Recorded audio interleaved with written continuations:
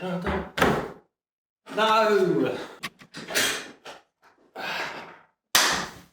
Still no. What's going on, man? And there we achieve framing perfection. Hey home bakers, guess what? Here's a sourdough starter that I made a year ago, and I'm gonna bring it back to life. Do you know why? Because you gotta believe! Yeah, nice one, Jackie boy. There's a reference no one will get. Roll that theme tune!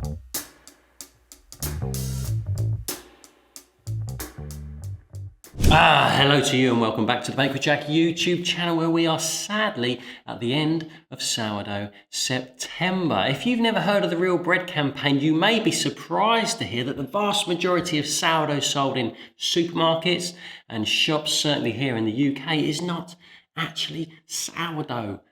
Spoiler alert. And the Real Bread campaign is trying to fix that. If you want more information, I always leave a link on these Sourdough September videos in the description box underneath. As we've spoken before on this channel, I don't actually believe that sourdough starters die. Sometimes there's just far too much of it and a little feed you give is not enough to get it excited, and sometimes it's just getting a little bit sleepy, a little bit tired and a little bit old. So today we're going to put that theory to the test by resurrecting this starter that I made for a demonstration a whole year ago. Since then I literally made it, it was born, I popped it in the jar and it's been left untouched ever since. So here it is, and I'm going to open it up and let's have a look inside, see what's going on.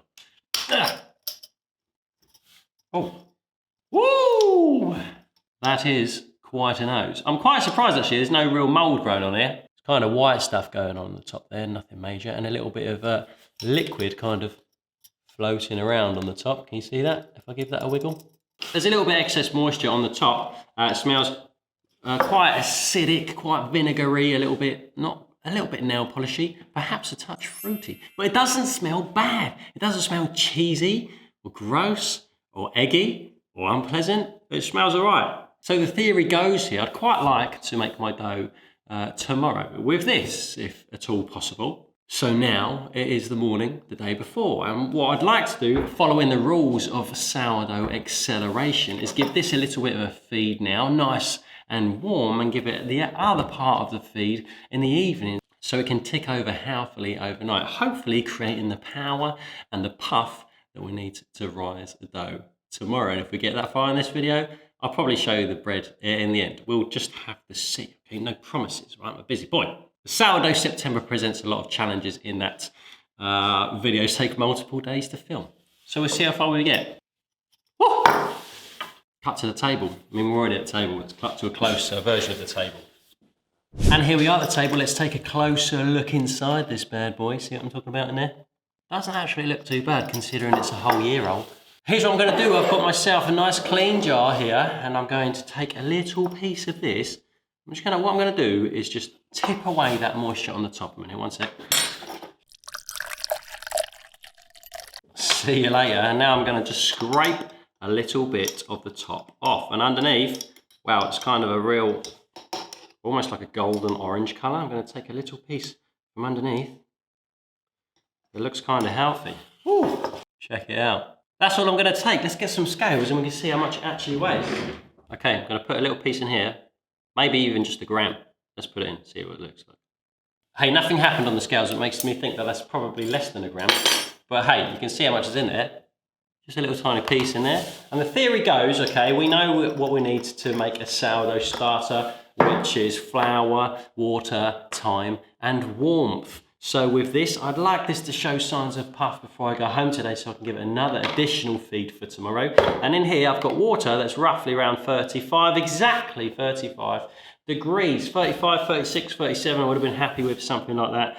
Anything over 40 gives me the willies a little bit. So what I'm going to do, tomorrow I need 200 grams of starter, so I'm going to feed this up 50 grams of water, 50 grams of wholemeal rye flour, and leave it, and then I'm going to give it the other half tonight before I go home. Yes, ready for tomorrow. 50 flour, give it a little mixy. There we go.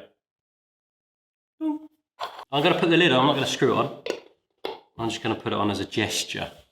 It's about 21 degrees in here today, so I'm just going to leave it here like this in the hope that by the time I go home, something will happen.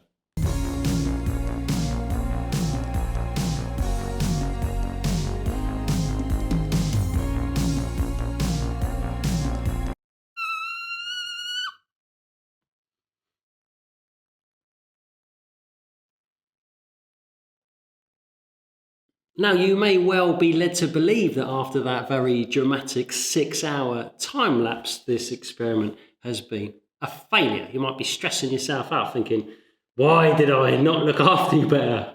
Why on earth? How could I have left you for so long, unattended, neglected in the back of the fridge? What a despicable human being I am. And to the untrained eye, you could be right, but I know for a fact, based on principle, that something is happening inside. Because remember what I said earlier? Because you gotta believe! If I was at home and I was looking after my starter into the evening time, I would let it go a little bit further. But now it's nearly 4 o'clock.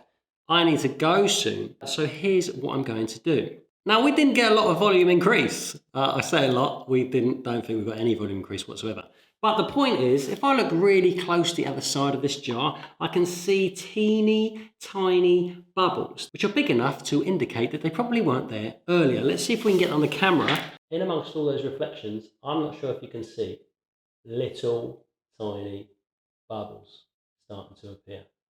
Now, you know, when we're talking about sourdough acceleration, this is the reason why we give our starter a little feed to build up that yeast population and that power before we turn it into a dough. Here, I've got 100 grams of starter, and I think I've got a couple of options here. I could add another 50 water and 50 flour and let it tick over overnight. But theoretically, the best thing to do is to add a feed even bigger to encourage that acceleration. Had I thought of this before, I could have done 25 water and 25 flour, and on the second feed, 75 water and 75 flour to create that momentum.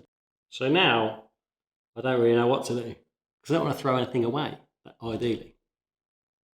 You know what, let's just go for it. I'm going to add 50 grams of water and 50 grams of flour to this, doubling up the volume as a whole. And I'll leave it overnight here in the studio, which is about 21, 22 degrees, until the morning. And then we'll see what's going on.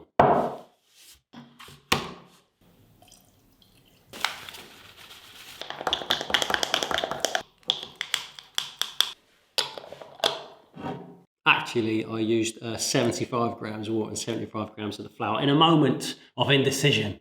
I wish I started with 25 water and 25 flour in the first place, but what?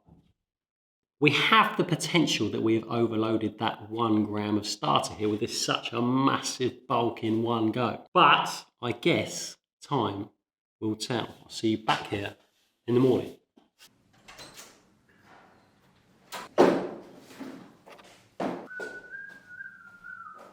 Yes! Check it out! Check that out. Take a look at this bubbly starter. We have the two things that we are looking for. One is bubbles and two is increase in volume. Part of me thought it might pop the lid off overnight, but it didn't. It's probably come out about that much from yesterday. I'll check the footage and see how much it did actually come out. So we know this is showing the signs that we need. Increase in volume and bubbles inside. So we know moving forward, if I was to make this into a dough, we would get increase in volume and bubbles, which is exactly what we want in our sourdough. Smells great.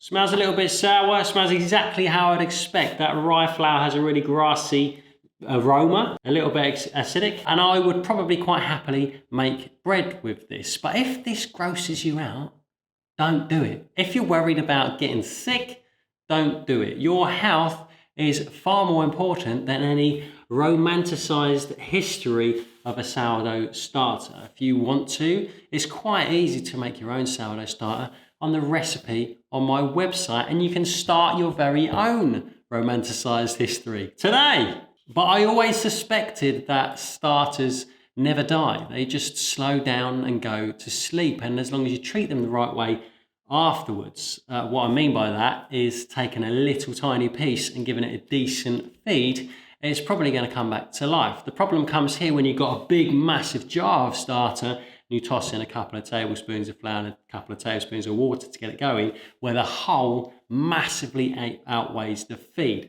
It's got to be done the other way round. I'd quite happily use this, safe in the knowledge it's increased in volume. However, based on the principle of acceleration we've spoken about before, if I wanted to, I could take this all the way back down just to the scrapings again and give it a nice decent feed for tomorrow, and it will come back even stronger and even faster. So consider this a successful experiment. I always thought this would come back. I had the unconditional belief that this would come back, which is why after that 6-hour time lapse yesterday, I didn't start freaking out, scratching my head going, oh my goodness, what's going to happen? Is it going to come back? Isn't it? I used my knowledge of principles, gave it another decent feed, and it puffed up. Ready to go. Yes! Listen, I hope you've enjoyed this rather off the cuff video I did in this style, because to be honest, I didn't really know what was going to happen.